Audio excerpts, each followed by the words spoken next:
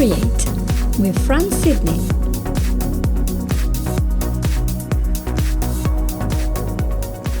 Hello everyone and welcome to Create, my show which is now been going on for 1 year. I'm so happy. I want to celebrate with you this very important period of my life. We are in August and just about a year ago I started this podcast and it was very focused on art and mindfulness and relaxation, and then it grew with all my readership and the people who were listening and giving me questions. What should we talk about? And it became wider and started to talk about all problems that we can solve that have to do with our busy lives and being overwhelmed and anxious about everything that's going on, and really just taking it easy and analyzing what can we do to thrive, to create the life that we want. So thank you for being with me for all this time. And today we have episode 55. If you remember last week, we talked about how to avoid anxiety at work. And now I would like to move to anxiety in domestic settings and even more in relationships, and not just one type of relationships, but the one that we build after an important broken relationship. So after breaking up after many years or even after divorce. There is a lot of anxiety that has to be dealt with in lots of these relationships, and so that's what the episode will focus on today. So tune in. As you well realize, I could be talking about anxiety in relationships for months on end. I could do a whole podcast just about that because as everyone knows, there are all sorts of types of anxiety and of symptoms based on the fact that we have a lot of abuse and lots of very radical things happening in relationships and in marriages, which is causing now the complete breakdown of many families. In fact, up to 50% of marriages end up in divorce, and 60% of second marriages end up in divorce. Could we break the chain? Is it possible to break this chain and to actually look forward to another relationship without spending days and nights worrying and being consumed by the worry that the person that we are staying with is going to abuse us, is going to hurt us, is going to cheat or whatever else? So today I will focus just on that. And there are pitfalls to avoid and there are plans that people can do to have a solid foundation to build on. And when we have planned properly, then we cannot fail because we are doing 100%. We are putting our best efforts. We're not just trying, we're really going to make things work. My first observation wants to be that, of course, when relationships break up, it is painful. There is no easy way of breaking up, and unless both people have lost interest and we are kind of young, 15 years old, and maybe that was like one of those flimsy things that last for a week, okay, but when we are in a long-term relationship, every breakup will undoubtedly hurt, whether it was our fault or it was both people. They have both a responsibility in the demise. So there is something to do about this pain, and we have to deal with this pain before we move on. Because of course a hurt person is not ready to jump straight into another relationship. So anything I will say will assume that you have dealt with this pain that you had before and that you are no longer living in the past. And if you're not, then this episode is not really for you because you want to have a clean slate when you move on to your next relationship. And the important thing about what happened to you or what have you done to people that they had to go, the important thing is to remember that life is only 10% of what we experience, and the remaining 90% is how we perceive, how we respond to whatever we are experiencing, what we're We can take it in a positive way eventually, or we can use it negatively to affect our life and to really drag us down. So what you do about something is entirely your choice, even if it is in your past. So if you want to move on, you have to address this concern first of all. So once we are sure that this healing has taken place, we want to make sure that we have an idea, maybe 3 or 4 pillars, on what we think that an ideal partner should have. For example, I had 4 pillars and I thought, well, if I ever want to be with someone, it would have to be in common with me some of my goals, some of my pastimes, at least one, and my direction, where am I going, my direction in life. And then of course have some type of morality, spirituality that is in line with mine. And if these 4 pillars are not there, and one of them, the 4th one, is actually mutual physical attraction, then I couldn't really see an interest in anyone else. And observing around me, I see that a lot of people have not looked long enough to find these pillars. And so later on they realize that the person that they are in a long-term relationship with is not really ticking these boxes. But can I tell you that unless these 4 boxes are ticked, you are not likely to have a very easy relationship, because you're going to have so much fighting because you are too different. So the first way to avoid anxiety about a new relationship, a new boyfriend or girlfriend, or even a marriage, is to make sure that you know what you're looking for and to be relaxed about it, to be very clear on what you're looking for. And of course, once you find the person that fills up pretty much all the boxes, focus on that.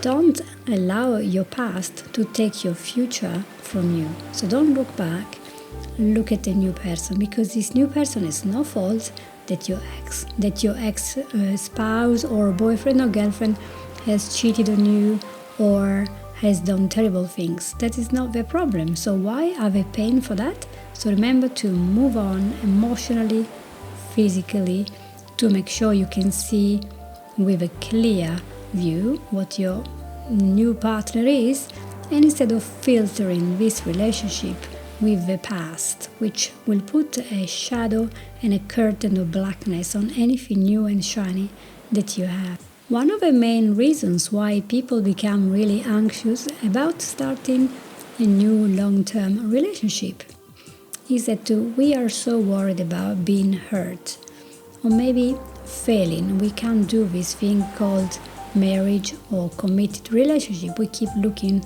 at other people. We cannot be stable. Or maybe we are so happy as singles. We just want our life to be just like that, nice and comfortable, no challenges, and feeling this loss of independence and having to liaise with somebody else about daily life feels very uncomfortable. And then, these are anxieties that can happen to everyone. Of course, if we are focusing on everything that can go wrong, this can be a typical thing. Oh, it might go wrong, everything is gonna fall after a few months because this is what happened before, so it's gonna happen again. Well, what kind of positive thinking, isn't it? This fear of failure may be just the fact that we have not finished the very important process of grieving. It is a bit like going to a funeral. When we depart from another person, we experience the grieving that this previous relationship has gone, and we might have depression, we might have unfairness feelings, we might feel vengeance, and this might cause us to build a stone wall in our heart that will separate our heart from the one of a new person in our life. So let's make sure, I'm saying this again, it's important, we want to make sure that the grieving has happened, we have set this aside. Okay, and another thing that really appears a lot is to realize that we have made mistakes in the previous long-term relationship. And because of that, we feel really guilty. We blame ourselves. We made somebody suffer. And, sometimes, yes, we are growing and we are making mistakes, but we can't forever look back. Now, this breakup has happened, you need to look forward to something else, something new, and we have to work on whatever was the problem that we were causing. So it's important to know that if we were the main reason for the breakup, we need to work on whatever the problem was before we get into another relationship of commitment. Why? Because the same problem that has caused a divorce or a breakup in the past will be present once all the fairy dust is settled in the other relationship. So if we were alcoholic before, we're going to be still alcoholic. And guess what? Our new spouse is not going to like it just as well. If we were cheating and we're still in the mood of cheating, that's not going to go down well with the other person. So we really need to make this relationship with ourselves better, give ourselves the gift of improvement and of progression, so that we are really building a positive relationship. A common mistake that is very much quoted in all the magazines and websites about divorce and breakups is a big thing that happens in a lot of marriages, is that sometimes people do not make their partner the number one person. So they put everything in front. It could be their children, it could be their work, and so they never rank high enough, they don't feel important, they feel neglected. And the children observe that, and this foundation of a strong couple is missing. And therefore they are very much sometimes prone to start running the family because the parents, with the step-parent, are not doing it. So the relationship is being swallowed up by the kids. This happens a lot with blended families where there is so much chaos. The children are unbridled, they take advantage, and it's very, very difficult. But the children need to see who is the authority in the family. They have to see that their mom and dad, whichever, even if it's a step one, they have the authority, that they cannot tell them what to do. Doesn't matter the age of the children. When they see you as a couple and they see you as united, the family is likely to work better. And so it's very important I read this in a lot of divorce forums when the ladies, he has to understand my kids will always come first. Well, expect another divorce. Nobody wants to be second, Of course, I'm not recommended to allow your children to die of starvation, to be neglected and never to go to any class of volleyball. What I'm saying is, in a relationship, it's you. If you don't work on that relationship and always put something else in front of it, you're not nourishing the plant. And if you're not nourishing and watering and fertilizing, do not expect the relationship to thrive. Because if they don't feel like they're number one, they will eventually find something else to do, and you're not going to like that either. So be very, very careful of what you do with your new person in your family. So as you can see, a lot of anxiety that can come before committing to a long-term relationship are really based on something that people automatically do, but that we can change in a second relationship or in another marriage if there is one. And there are a few steps that you can take to avoid anxiety, to avoid becoming a clingy, needy, super anxious person that needs constant reassurance every day that you're not going to go away. And the number one thing that I always suggest as a coach is to do some goal setting. So I want you to think, if you have a new relationship, to set very realistic, concrete goals. Where do you want this relationship to end up? What do you want to happen? Do you want just to survive, or do you want to thrive? So in your mind, you want to have a very solid idea of what you want, and you want to do everything that it takes you so you can get there. Where do you see yourself in 5 years, in 10 years with this person? Can you share something together? Is there something you can do to grow together as a couple, to progress? If you can set goals together, that is a very great thing, and also it shows that you have unity, the direction of the same goal.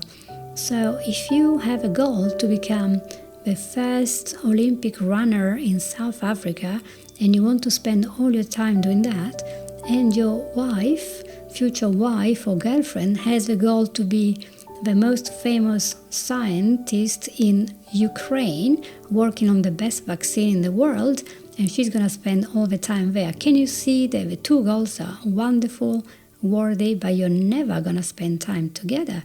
So what are your goals? And what are the goals of the other person? Have you asked them where they want to be in 10 years? And if you haven't, it is time to get this sorted, because if you do not have the same direction, how can you be happy? And this is a major cause of anxiety, not knowing why the other person is doing something, not understanding their direction. So go and ask, what is the goal of this other person? Where do we want to be? Another very, very good thing to do when we end a relationship and we are in a new relationship is to allow the time to really get into shape mentally and physically.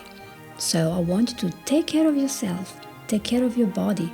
Maybe you need to become fitter, maybe you need to lose some weight, maybe you need to recover mentally, emotionally from all the stuff that happened to really move on.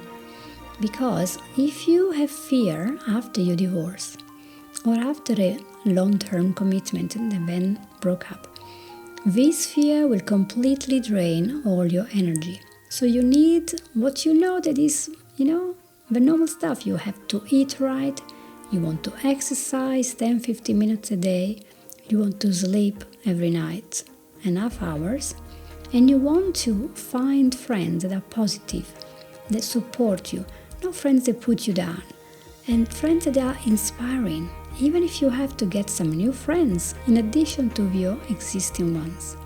When you exercise, when you take care for yourself, take care of your own emotions, you are able to feel better about yourself, have more resources to think positively, and of course, for example, reading or doing art, doing all sorts of sports or recreational activities that can help you, nourish you, and give you more appreciation for the beauty of life, the beauty of nature and things that we can do.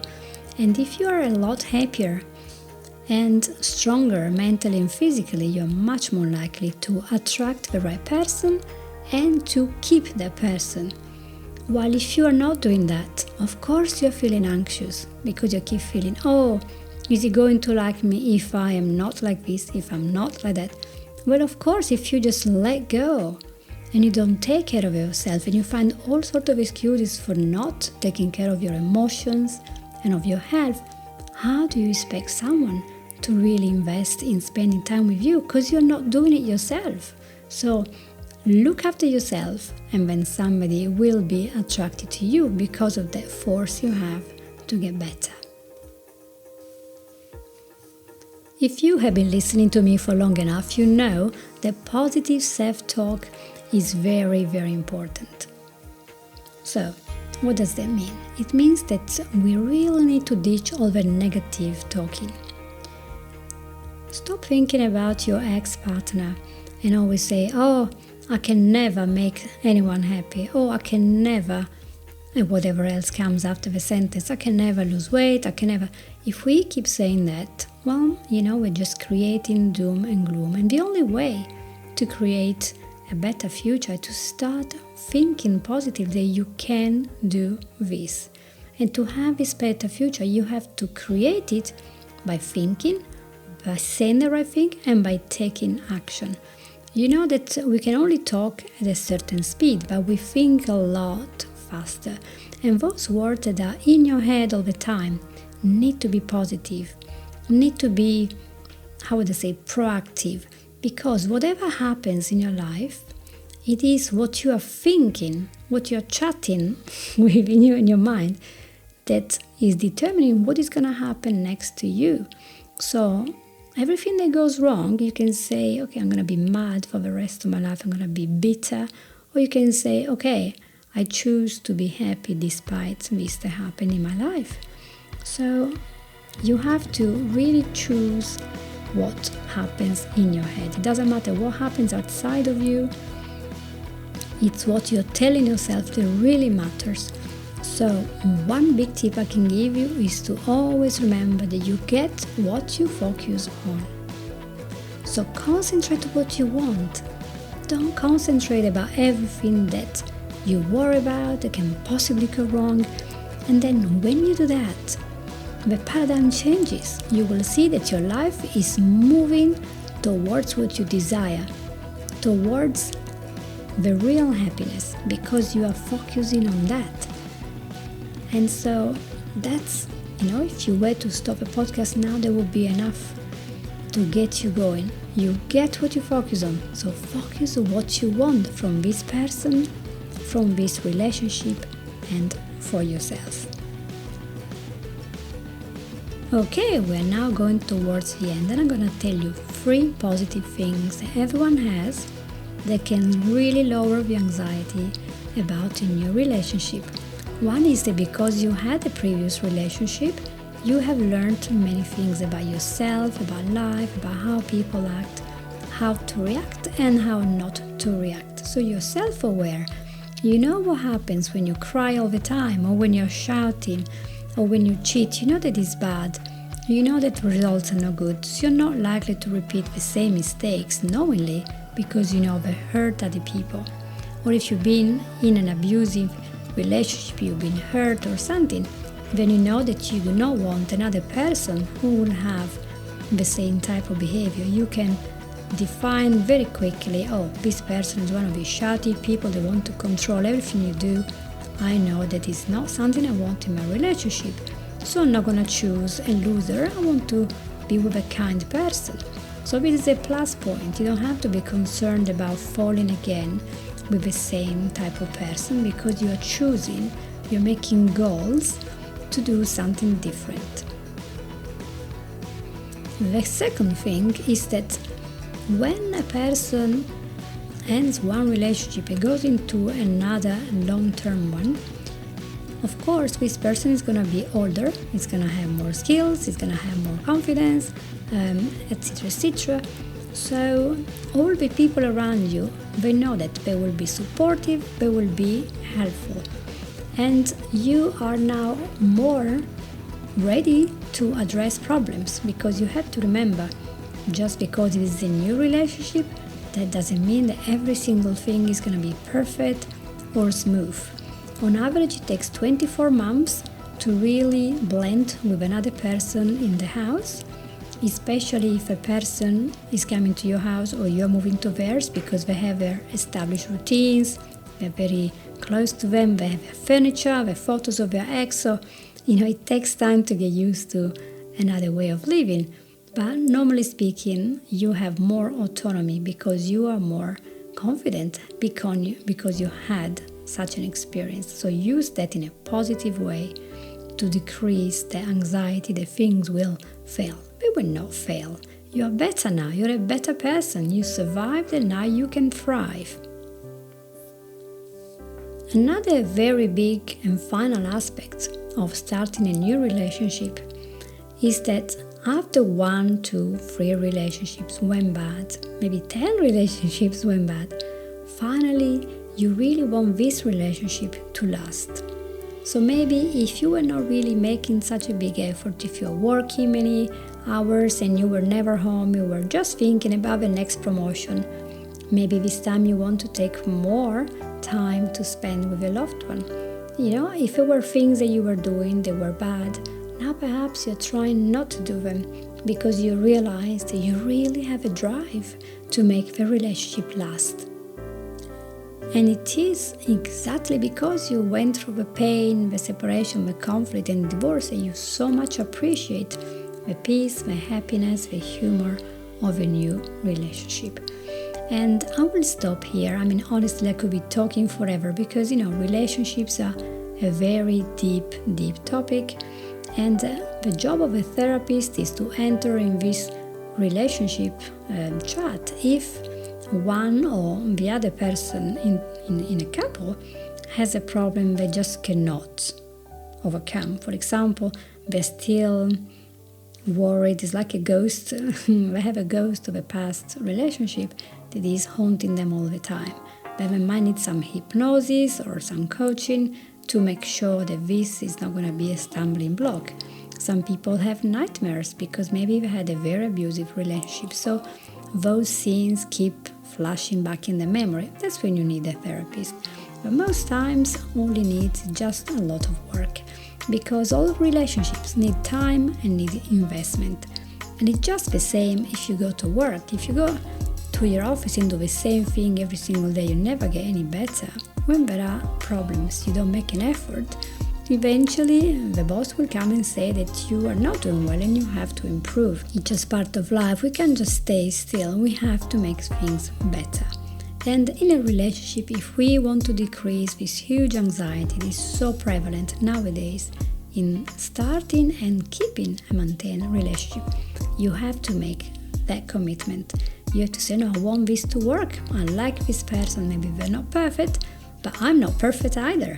Why are we looking for perfection? Although people are looking for the Barbie, for the guy that is all muscles, and that's not what is gonna make you happy. So always think, go back to your goals. What is it you want from a relationship? How do you want to feel? And what are the goals of the other person? Talk, ask questions, have nice chat, and don't be judgmental and don't make assumptions, because a lot of times they are completely wrong. So give yourself and give the other person the benefit of doubt, and know that during our life we might go through many relationships, because that's the nature of modern life. People come, people go, and we can't stop them going because they have their own inner problems. But if you don't have that problem, you can build up a new, happy relationship. You can find love again. You can find a special person that would not mind spending time with you. And in this, you can then bring more good to yourself, to your life, to the society around you, because as a family, when it's more than one, you're stronger. When there is a disaster, when there are adversities, when somebody in a family needs help, you're always stronger, because two are always better than one.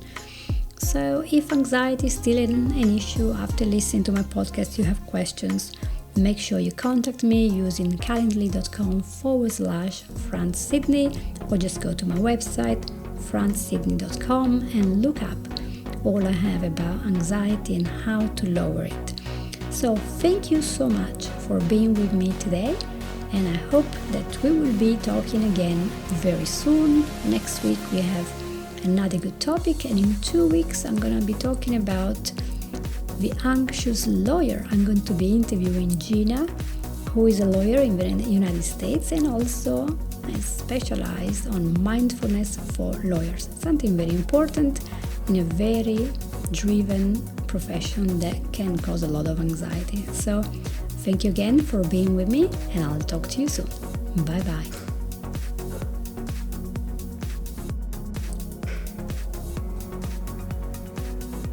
You've listened to Create with Fran Sydney.